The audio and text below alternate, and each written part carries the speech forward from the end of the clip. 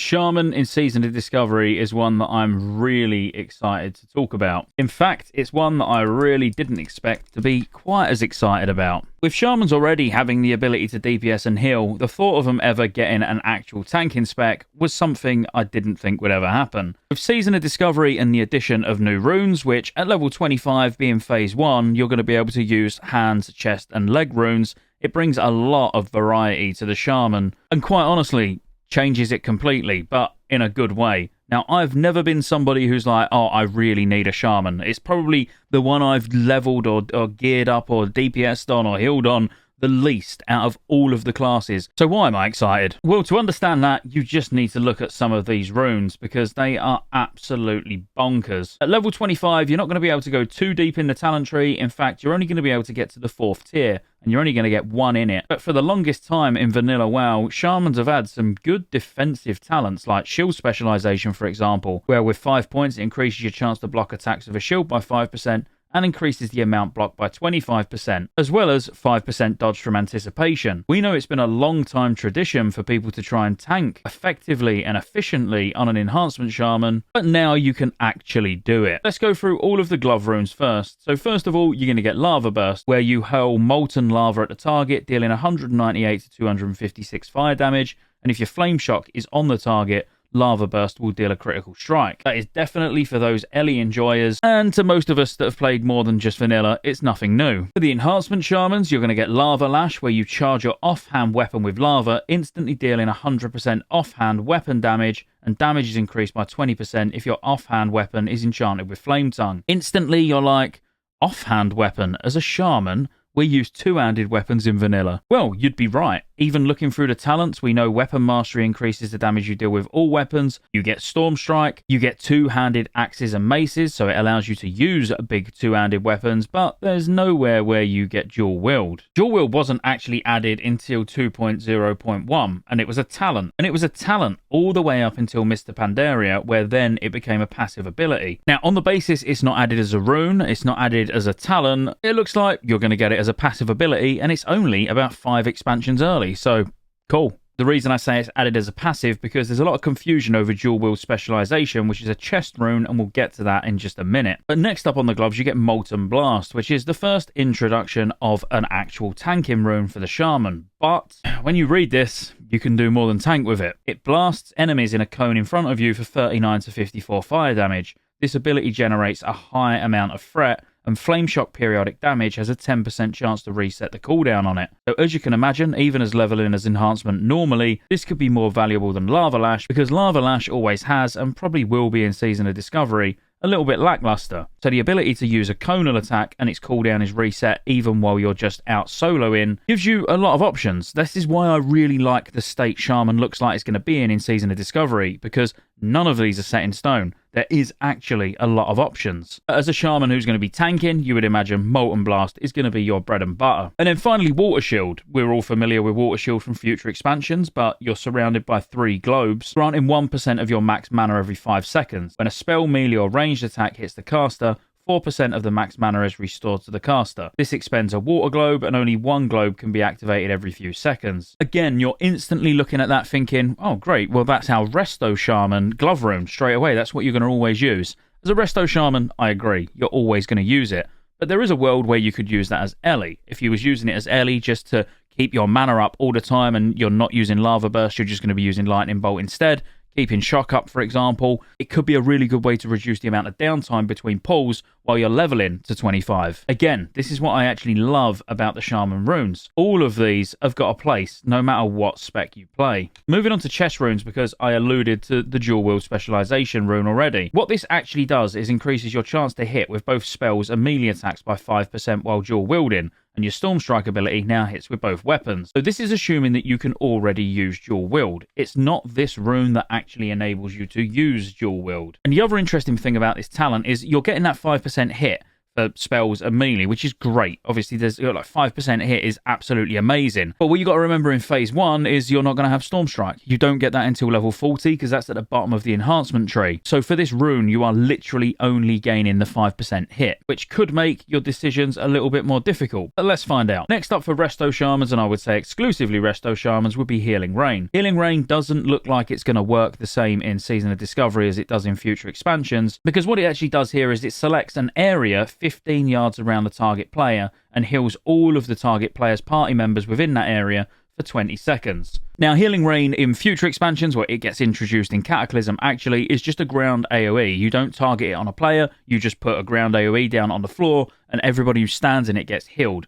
This is only party-wide, so you're going to put it on an individual, and it looks like everyone who's in that player's party around them will get the heal over 20 seconds. It looks like it is only going to be party-wide going by the tooltip, and the people will need to be stood in that area for the whole 20 seconds to basically get the healing. Next up is Overload, and Overload is absolutely amazing now, because again, it's not only for Ellie Shamans. It gives you Lightning Bolt, Chain Lightning, Chain Heal, Healing Wave, and Lava Burst, a 33% chance to cast a second similar spell on the same target at no additional cost, for half of their damage or healing and 0 threat. Wow. I mean, for Resto Shamans, chain healing and getting Overload procs, that's going to be crazy. And the fact that it works on Lava Burst as well, obviously Lightning Bolt, Chain Lightning we expect, but I love the fact that this has actually been made into a healing rune as well. So you've got a choice between this and Healing Rain. Now, if Healing Rain requires your party to stand in that rune, I would say Overload is the go-to healing talent, as well as, at the moment, it's looking like the go-to elemental talent. And then finally, Shield Mastery, where there's not really any way around this. This is your tanking rune for your chest. Each time you block, you regenerate mana equal to 4% of your max mana, and you gain armor equal to 30% of your shield's armor value, stacking up to 5 times. You also always gain 10% increased chance to block and 15% increased block value. Now, of course, to keep your mana up, it's increasing your armor, it's increasing your block. Like, it's a no-brainer that as a Shaman tank, you're going to be using this. But is there a world where actually while you're leveling, you could use this? Because most of the time, if you're fighting a mob and you're an Ellie Shaman, they're going to get to you. You know, you'll cast a couple of lightning bolts at range and then they might get to you and hit you a few times. You're going to be using a one-hand and shield most likely. This could keep your mana up, but would you sacrifice this for Overload? Probably not. Instead, you'd probably sacrifice Lava Burst on the gloves to get Water Shield, which is going to keep your mana up. So, again, lots of decisions to be made. Do you use Water Shield and Shield Mastery and not worry about getting those Overload procs, which are RNG at the end of the day? It's random, and this just keeps you pumping all the way to 25. And now moving on to the leg runes. Again, these are absolutely huge. Ancestral Guidance looks like it's going to be a really powerful cooldown. I believe it's a couple of minute cooldown, but for the next 10 seconds, 25% of your damage is converted to healing on up to 3 nearby party members. And then 100% of that healing that you've just done is then converted to damage on your most recent Flame Shock target. Just extra damage and you're helping heal. Now, it's nearby party members, so positioning is going to be important when you use this, but it's worth noting when it said damage on your most recent Flame Shock target. So you do need to make sure that you've got Flame Shock on the mob that you actually want benefiting from this extra damage. You know, if you've just had Flame Shock on an ad that's just about to die, you pop this and start nuking the boss, obviously you might miss out on some of this damage. So using it in the right way is going to be important. Earth Shield is going to be pretty much the go-to resto leg rune here because it protects the caster with an earthen shield, reducing casting or channeling time lost when damaged by 30%, and causes attacks to heal the shielded target by 100. This effect only occurs once every few seconds and it's got 3 charges. You can only keep this on one person at a time, and that one person is generally the tank. Now, Earth Shield is nothing new to us. We've seen Earth Shield in loads of expansions, so when we actually start looking at the last 2 runes, you'll see that as a Resto Shaman, this is probably the one you're going to use. I don't see an occasion where you would use this as an Enhancement Shaman or even an Ellie Shaman, but that'll be made obvious when we look at the next 2. Shamanistic Rage has been changed, and for the better. So we know this is a future talent that comes in the game like most of these, or all of them in fact. Shamanistic Rage reduces all damage you take by 20% and you regenerate mana every second for 15 seconds. Mana regenerated per second is equal to 15% of your attack power, 10% of your spell power, or or 6% of your healing, whichever value is greatest. So this is really cool that they took a future enhancement talent, which was meant to alleviate enhancement mana problems, and then made it work for Resto and Elemental. So no matter what Shaman spec you are, you can make really good use of this. But don't sleep on the damage reduction portion. You know, the fact that you can use it as a personal cooldown at a time you also need mana is amazing. I wouldn't say this really lends itself to any individual spec. I would say all 3 specs will make use of this at some time or another. And then finally, Way of Earth. This is only going to be used by tanking Shamans. While Rockbiter weapon is active on your main hand weapon, you do 100% increased threat, gain 30% increased health, take 10% reduced damage, and you gain 6% reduced chance to be critically hit by melee attacks. So basically, this is making you crit immune. And then finally, Earth Shock taunts targets to attack you and has a separate cooldown from other shock spells, but has its range reduced to melee range. As we work through all the classes, you'll see that any of these tanks that have got ranged abilities by, like, standard, they end up becoming a melee ability as a taunt. So, but that's really cool. I mean, you can see why I'm excited about Shaman now. There is so many options, and I think they're going to be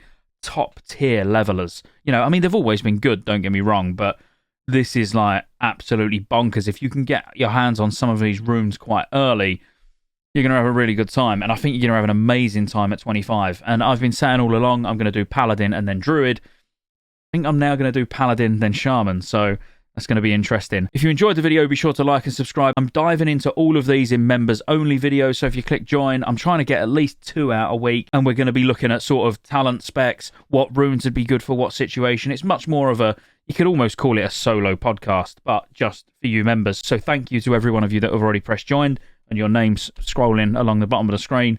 And I'll see you on the next one.